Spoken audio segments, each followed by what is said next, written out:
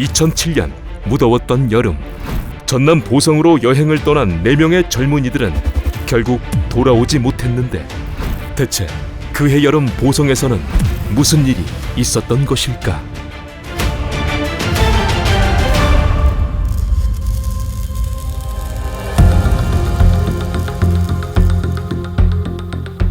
(2007년 8월 31일) 전라남도 보성군. 당시 보성에는 녹차밭 때문에 연일 적지 않은 관광객이 찾았고, 그중 광주에서 대학을 다니던 21살의 김씨도 여자친구인 추씨와 함께 보성을 찾았다.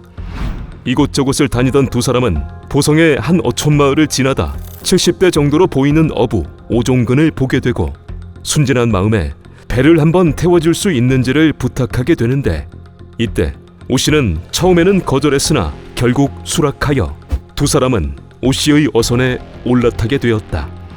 그렇게 두 사람을 실은 오씨의 배는 먼 바다로 향하게 되고, 그러는 동안 두 사람은 좋은 할아버지 덕분에 배를 탔다며 사진도 찍고 경치를 즐겼으나, 그들의 생각과는 달리 이때 오씨는 여자친구인 추씨에게 몹쓸 짓을 하기로 마음을 먹고 있었다.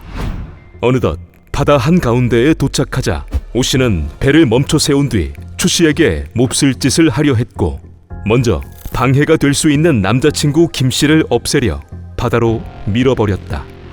그 바다는 평소 바다를 잘 아는 사람도 한 번 빠지면 쉽게 헤어나올 수 없을 만큼 물살이 거셌던 곳. 김씨는 발버둥을 치며 배에 오르려 했지만, 이때 오씨가 사카떼라는 2m 정도의 어구를 수십 차례 내리치며 방해했기 때문에 결국 김씨는 배 위로 올라오지 못하고 바다에서 숨지고 말았다.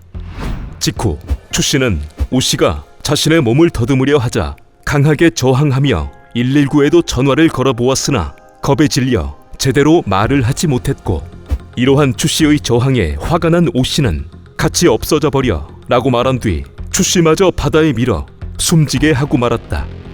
그리고 오씨는 아무 일도 없었다는 듯 집으로 돌아와 평소와 다름없는 생활을 이어갔다. 한편 다음 날인 9월 1일, 추씨의 가족은 막차로 온다던 딸이 이틀째 연락이 되질 않자 보성경찰서에 실종 신고를 했고, 신고를 받은 경찰은 휴대폰 위치 추적과 인근의 방범용 카메라를 통해 사건 당일 해안가를 걸었던 두 사람의 행적을 파악하며 수사를 이어갔다.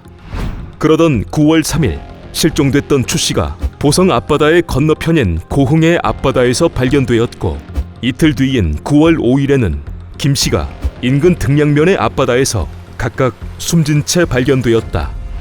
이때 추씨에게서는 별다른 외상이 발견되지 않았으나 김씨의 온몸에는 멍이 들어 있었고 발목에는 골절상이 있었는데, 타살 혐의점을 찾지 못한 경찰은 실족사나 두 사람이 동반으로 극단적인 선택을 한 것으로 판단해 수사를 종결짓다시피 하고 말았다. 한편 이 소식을 전해 들었음에도 오씨는 태연하게 시장을 오가며 쭈꾸미를 내다 파는 생활을 이어갔고, 그렇게 한 달 정도가 지나며 사건은 잊혀지는 듯 했으나 9월 말 오씨는 또 다른 범행을 저지르게 된다. 대학생 사건 한 달 뒤인 9월 25일, 경기도에 사는 20대 초반의 여성 안씨와 조씨는 추석 연휴를 이용한 여행 중 보성을 찾아 녹차밭과 재래시장 등을 둘러보았고, 그러다 관광객으로 보이는 중년 여성이 남편을 찾는다기에 흔쾌히 휴대전화를 빌려주는 지극히 평범한 시간을 보내고 있었다.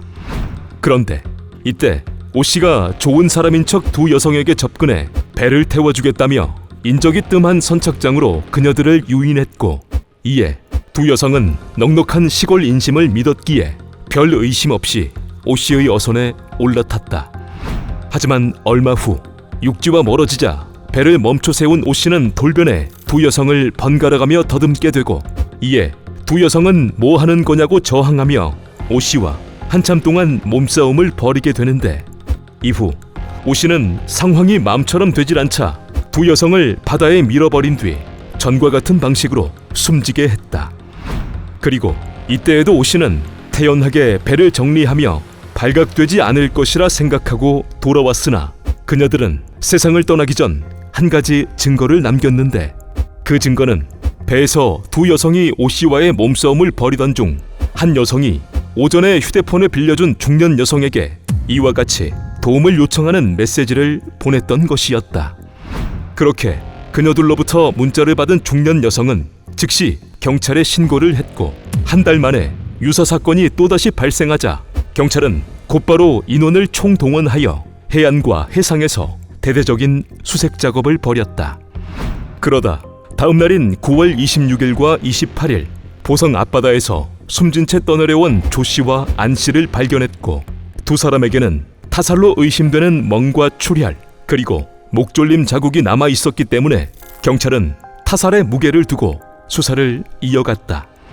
먼저 경찰은 사건 발생 추정일에 출항한 어선들이 있는지를 추적했고, 그 결과 그동안 무등록으로 법망을 피해온 한 척의 어선이 출항한 것을 알아냈고, 또한 인근 주민으로부터는 70대의 할아버지가 20대 여성들을 어선에 태웠다는 진술을 확보했다. 이를 토대로 경찰은 오 씨의 배를 찾아 수색을 하게 되고, 그러자 오 씨의 배 안에서는 피해 여성의 신용카드와 머리끈 그리고 긴 머리카락 등이 발견되었다. 직후 오 씨를 유력 용의자로 특정하고 소재지를 파악한 경찰은 9월 말 오 씨의 집을 급습해 태연하게 TV를 보고 있는 오종근을 긴급 체포했으나 그의 뻔뻔함은 그때부터 시작되었다. 검거 직후 오 씨는 여성들을 자신의 어선에 태우기는 했으나 사고가 난 이유는 여성 중 한 명이 배에서 소변을 보러 가다 발을 헛디뎌 바다에 빠졌고, 다른 여성이 빠진 여성을 구하려다 사고가 생긴 것이라며 범행을 강하게 부인했다. 그러다 경찰이 오 씨의 어선에서 발견한 피해자들의 머리카락과 신용카드 그리고 그녀들이 보낸 메시지들을 증거로 들이밀자 오 씨는 그제서야 마지못해 범행을 인정했다. 이후 경찰은 한 달 전에 발생한 대학생 사건도 오 씨의 범행이라 생각해 신문해 보았으나 오 씨는 그런 사람들은 본 적도 없다며 이때에도 범행을 부인했다. 여러 정황상 오 씨가 분명 범인인 듯 했으나 증거가 없는 상황.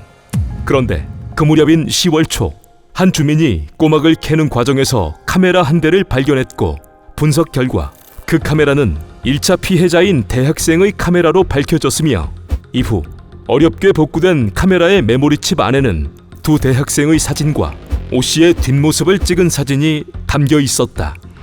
이는 두 대학생이 사건 당일 오 씨의 어선에 탔었다는 것을 입증할 결정적인 단서였고, 이 외에도 증거는 또 있었는데, 1차 피해자인 추 씨는 사건 당시 119로 4차례나 전화를 걸었고, 네 번째 통화에서 아주 작게 어디서 무선이냐 라는 오 씨의 음성과 배의 엔진 소리 같은 소음이 녹음되어 있었다. 이러한 증거가 나오자 결국 오 씨는 젊은 여성들을 만져보고 싶어서 그랬다며 범행을 자백했다. 그렇게 범행이 드러났음에도 이후 오 씨는 여전히 정신나간 소리를 늘어놓았는데, 그자는 조사 과정에서 피해자들이 그 많은 배들 중 하필 자신에게 배를 태워달라고 한 게 잘못이고 돈을 안 받고 태워준다고 하니 그게 좋아서 배를 탄 게 아니냐며 오히려 책임을 피해자들에게 떠넘겼다. 또한 오 씨는 이미 그 사람들은 세상을 떠나서 상관없지만 살아남은 자신은 그 사건 때문에 사회적으로 지탄을 받는 등 많은 어려움을 겪고 있다는 별 말 같지도 않은 말을 했으며, 조사 과정 내내 그자는 피해자에 대한 연민이나 자신의 범행을 후회하지는 않았다고 한다.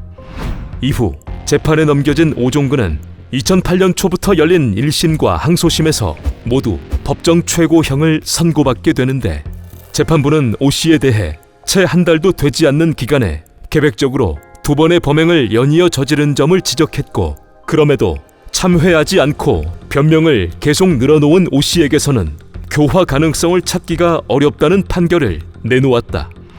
그리고 오 씨는 뭐가 억울했는지 대법원에까지 상고해 보았으나 기각되었고, 2010년 6월 법정 최고형이 확정되어 현재도 복역 중에 있다.